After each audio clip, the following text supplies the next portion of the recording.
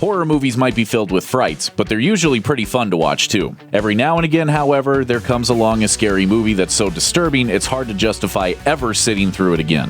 From extreme gore to the true emotional torment of audiences, these are the movies you'll want to opt out of revisiting after the first run. As always, beware the spoilers. The Sacrament. Loosely based on true events, The Sacrament is excruciatingly tense and takes the story and its characters to some incredibly dark places. The faux documentary features 3 reporters investigating a new religious movement in Africa, and the climax depicts the ritual self-sacrifice of the cult members, which does not flinch from a single moment of the pain, confusion, and fear they experience. It gets particularly difficult to watch when one of the reporters is tied down by his sister and forced to participate in the ritual with her. In terms of craft, The Sacrament probably is an incredibly well-done movie. I tried. God knows I tried. But once you've watched the film and know the places it will take you to, it's almost impossible to watch again. Martyrs.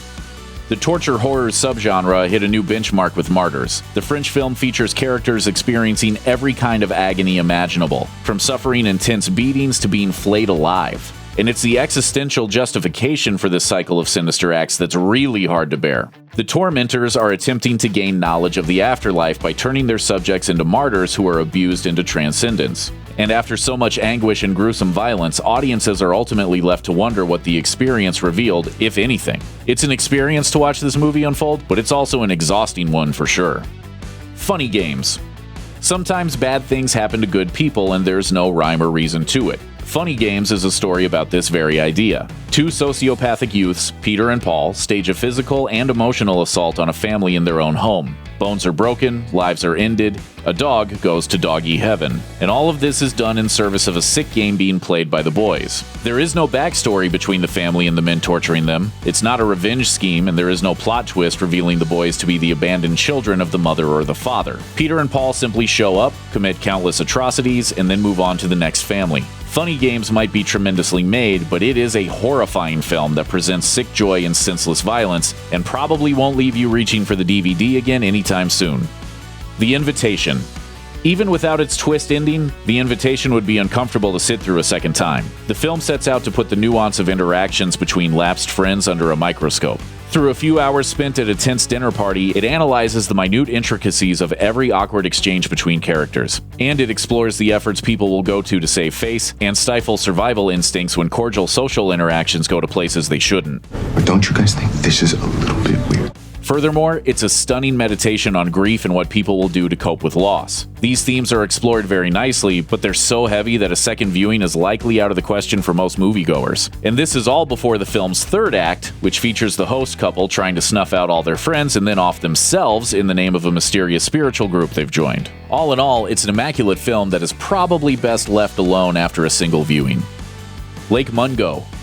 There are points at which Lake Mungo hardly feels like a horror film. The Imitation documentary plays out as a look into how the death of a loved one can devastate the people around them over time. There are supernatural elements to the film and some great frights to be had, but they're comparatively sparse across the movie's hour-and-a-half running time. Those scares aren't what will keep viewers from coming back for a second viewing, though. That falls entirely on the subject matter. By staging the film as a documentary with no well-known actors to lower the audience's suspension of disbelief, director Joel Anderson amplifies the emotional devastation the Palmer family experiences after the loss of their daughter Alice. And that plays directly into the supernatural aspects of the plot, too.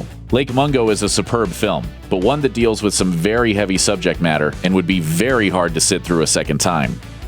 Audition.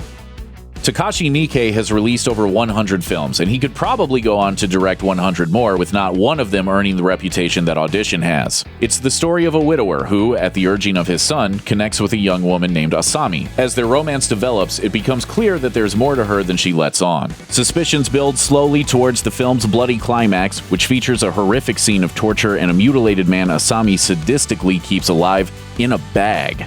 Other films featuring torture might try to shock the audience with a wide array of methods, but Miike instead pares it down to one excruciatingly simple, prolonged moment of pain. Audition is a masterpiece, no doubt about it, and it's absolutely worth seeing, but it's still a hard movie to get through the first time around, and knowing what the end holds will not make rewatching it any easier. Thanks for watching. Click the looper icon to subscribe to our YouTube channel, plus check out all this cool stuff we know you'll love too.